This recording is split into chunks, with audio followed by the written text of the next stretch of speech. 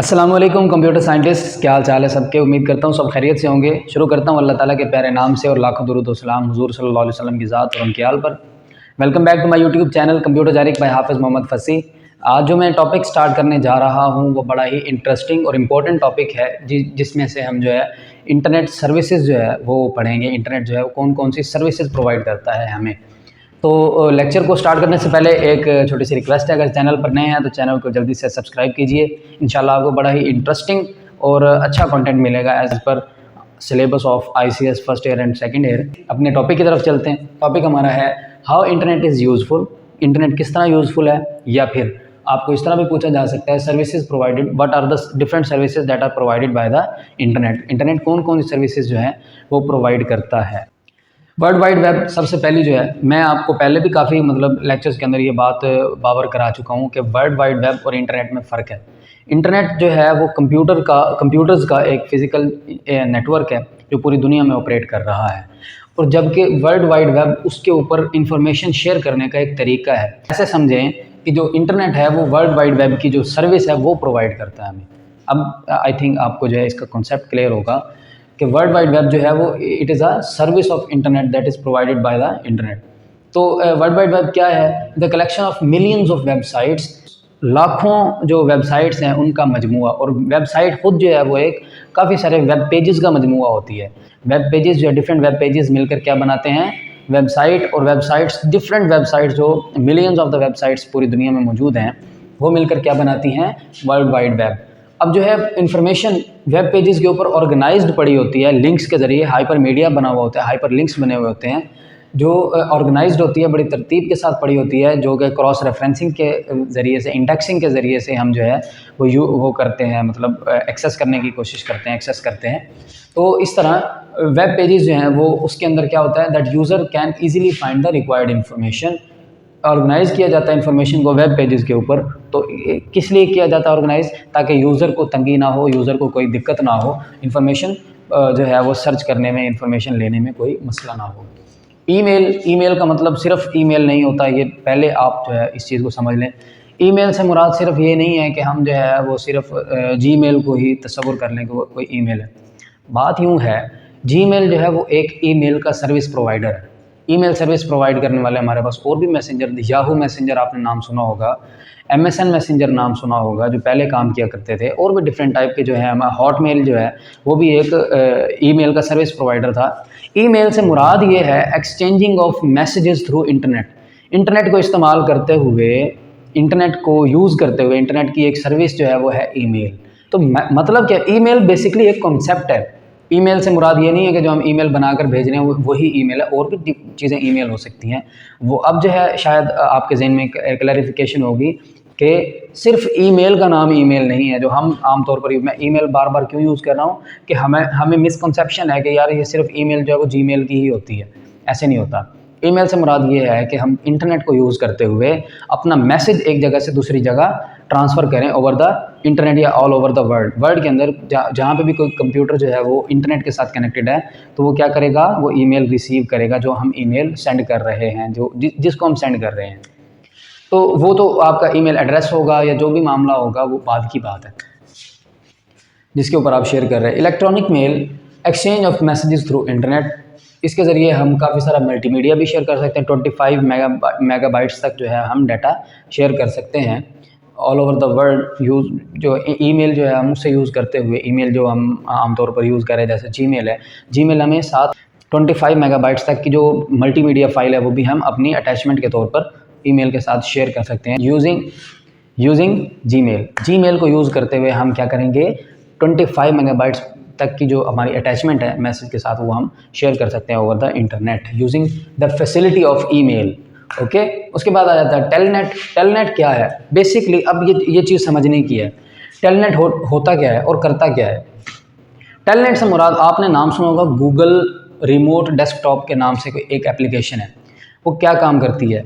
वो हमें, अगर आपका कोई जो है वो एक्सटेंशन हम लगाते हैं क्रोम के अंदर, एक्सटेंशन लगाते हैं क्रोम डेस्कटॉप की, या आपने जो है इंस्टॉल कर लेते हैं उसके ऊपर, अपने क्रोम के ऊपर, क्रोम ब्राउज़र के ऊपर, अपने जो कोई लैपटॉप पड़ा है या अपना पीसी है, वो कोई भी चीज़ जो इंटरनेट के साथ कनेक्टेड हो, यूँ हुआ एक दिन मेरे साथ, मेरा अपना जो है वो एक्सपीरियंस मैं आपके साथ शेयर करूँ। मैंने मतलब मेरा एक प्रेजेंटेशन थी, तो यूनिवर्सिटी के अंदर मेरी एक प्रेजेंटेशन थी। मैंने क्या किया, मेरा उस दिन जो है ना किसी वजह से लैपटॉप जो है वो घर रह गया।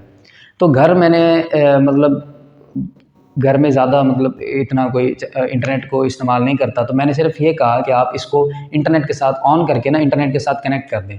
इंटरनेट के साथ कनेक्ट किया, जैसे ही वो कनेक्ट हुआ मेरी एक्सटेंशन ऑन होगी जो मैंने गूगल रिमोट डेस्कटॉप की लगाई हुई थी।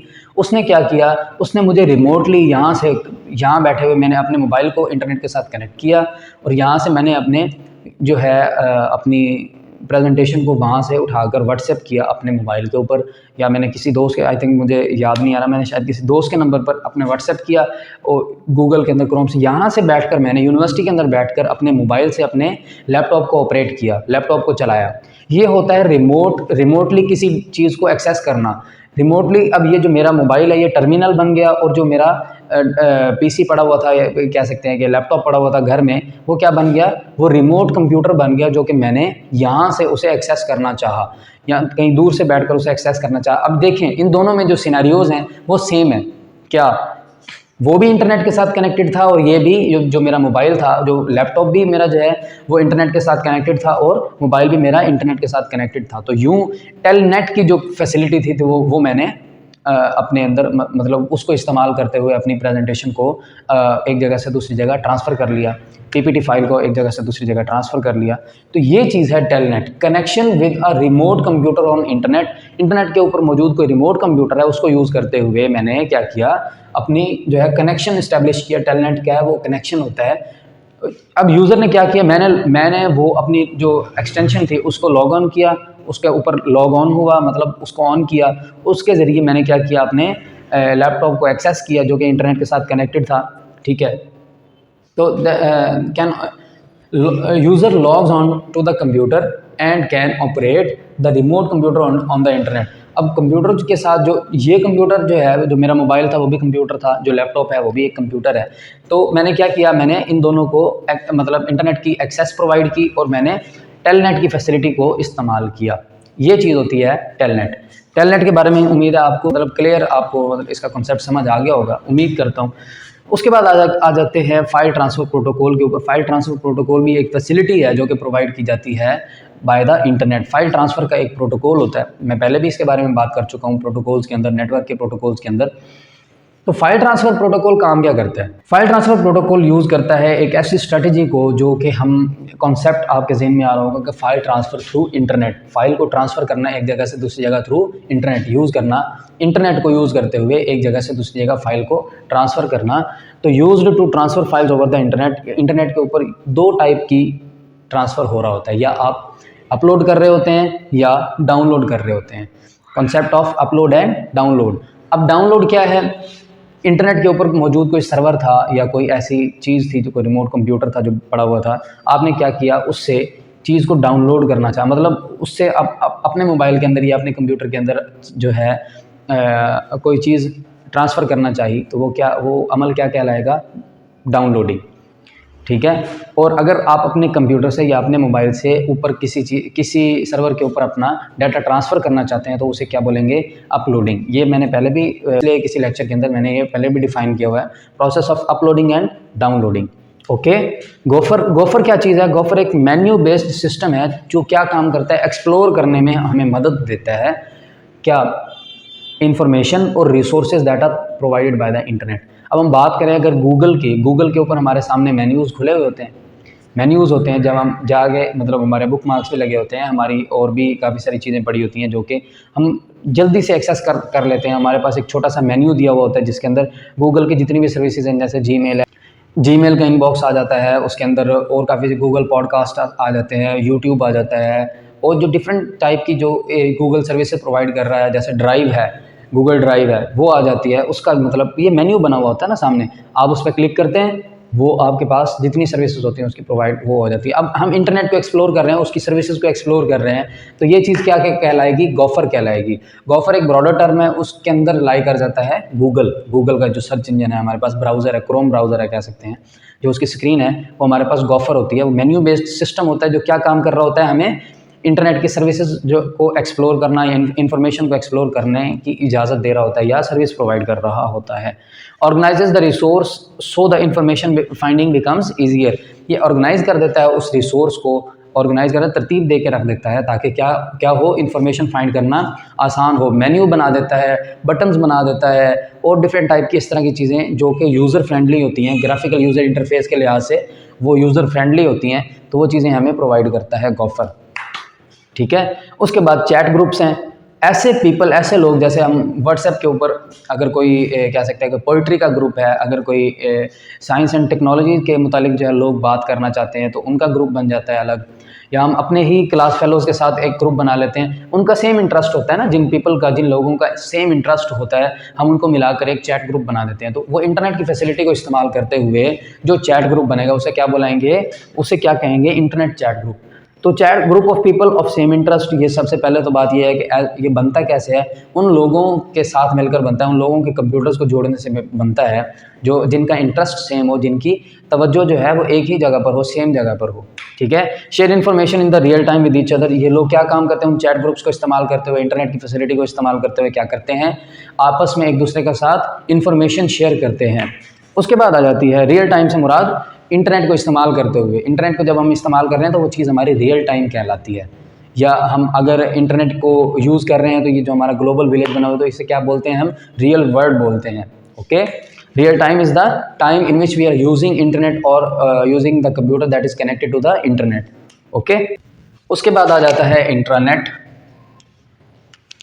तो इंटरनेट को यूज़ करते हुए प्राइवेटली चीज़ों को शेयर करना among the employees of an organisation, organisation के एम्प्लॉयज़ के दरमियान में ही, उसको क्या बोलेंगे, हम इंट्रानेट बोलेंगे। और इसको हम कह सकते हैं कि प्राइवेट नेटवर्क अप्रोच है, ये प्राइवेट नेटवर्क की अप्रोच है यूजिंग इंटरनेट। ऑर्गेनाइजेशन के अंदर ही जो है इंटरनेट को इस्तेमाल करते हुए हम प्राइवेट जो है नेटवर्क एक्सेस जो है वो दे रहे होते हैं। हमारे जो आउटसाइड द ऑर्गेनाइजेशन कोई भी इस चीज़ को मतलब जो इन्फॉर्मेशन हम आपस में शेयर कर रहे हैं वो किसी और को नहीं दी जाती, शेयर नहीं की जाती। एक्स्ट्रानेट, एक्स्ट्रानेट जो है वो क्या चीज़ है, वो सिमिलर टू इंटरनेट है, लेकिन इसके अंदर क्या है, लिमिटेड यूजर्स को जो है। अब इसके अंदर एक और चीज़ भी है, इंटरनेट के अंदर फायरवॉल का जो है वो कॉन्सेप्ट होता है। फायरवॉल क्या होती है, उसके गिर्द मतलब जो ऑर्गेनाइजेशन है उसके गिर्द, जो उसके नेटवर्क के गिर्द क्या होगा, एक ऐसी जो है वॉल बनी होगी कि कोई अगर यूज़र उसके साथ आके मतलब जैसे कोई बग आके टकराता है तो वो जल जाता है, उसको सिक्योर बनाया जाता है उस फायरवॉल के ज़रिए। ठीक है, एक्स्ट्रानेट के अंदर कोई फायरवॉल नहीं होती, इसके अंदर डिफरेंट जो है टेक्निक्स होती हैं जिनके अंदर हम, ये होता सिमिलर टू इंटरनेट है, लेकिन हम इसके अंदर कुछ यूज़र्स जो हैं वो उनको, जो ऑथराइज्ड यूज़र्स होते हैं उनको अपने नेटवर्क की एक्सेस देते हैं। जैसे कि मैं आपको एक और मिसाल दूंगा। अब एक आदमी है जिसने एक बहुत मतलब एक्सपेंसिव कार जिसका नाम है रोल्स रॉयस, अगर वो उसने ऑर्डर किया या आमतौर पर किसी और कंपनी की कार जो है वो ऑर्डर की है, तो वो देखना चाहता है कि मेरी कार का जो प्रोग्रेस है वो कहाँ तक पहुँची है, कि वो कब तक मेरे पास डिलीवर हो जाएगी। तो यूज़र जो है वो जो कंपनी होगी वो क्या करेगी, अब ये जो यूज़र है मतलब ये जो कस्टमर है वो आउटसाइड द ऑर्गेनाइजेशन है, वो एक्सेस करना चाहता है the information of the organisation कि आपकी जो प्रोडक्शन की लाइन पर इस टोकन नंबर की जो कार है वो कब तक प्रोड्यूस हो जाएगी, कब तक बन जाएगी। तो वो देखना चाहता है कि मेरी कार की प्रोग्रेस कहाँ तक पहुँची है। अब क्या होगा, अब यूँ होगा कि जो ऑर्गेनाइजेशन होगी वो उसे क्रेडेंशियल्स प्रोवाइड करेगी, लॉगिन प्रोवाइड करेगी, लॉगिन के जो पासवर्ड होगा और एक लॉगिन की कोई आईडी होगी वो उसे प्रोवाइड की जाएगी। वो कहेंगे कि आपको limited access to the network वो हम प्रोवाइड कर रहे हैं, आप सिर्फ ये देख सकते हैं कि आपकी गाड़ी कहाँ तक पहुँची है, बस आपको लिमिटेड जो है एक्सेस मिलेगी। अब ये ऑथोराइज़ करना है ना, एक पासवर्ड दिया, एक ईमेल दी, या जो भी मतलब उनका लॉगिन का तरीका है वो उसके ज़रिए क्या करेगा, वो कस्टमर जो है वो क्या करेगा, जो गाड़ी की प्रोडक्शन की प्रोग्रेस है वो देखने के लिए उसको इस्तेमाल करेगा। तो यूज़र्स, व्यूअर्स, आज का लेक्चर जो है वो यहीं पर एंड होता है। अब यहाँ पर जो क्वेश्चंस हैं बन सकते हैं जो इंपॉर्टेंट, वो ये हैं, difference between internet and extranet, ये आ सकता है, ईमेल की डेफिनेशन आ सकती है, इनमें से कोई भी डेफिनेशन पूछ सकते हैं, या फिर सर्विसेज ऑफ द इंटरनेट जो है वो लॉन्ग में पूछा जा सकता है, what are the different services that are provided by the internet, या फिर यूँ पूछ सकता है, how internet is useful for us, explain in detail, जो डिटेल में एक्सप्लेन करें कि इंटरनेट हमारे लिए कैसे यूज़फुल है। तो उम्मीद करता हूँ आज का लेक्चर आपको अच्छा लगा होगा, इन्फॉर्मेटिव लगा होगा। इंशाल्लाह नेक्स्ट लेक्चर में हम बात करेंगे एक नए टॉपिक पर। तब तक के लिए अपने प्यारों का बहुत सारा ख्याल रखिए। अल्लाह हाफ़िज़।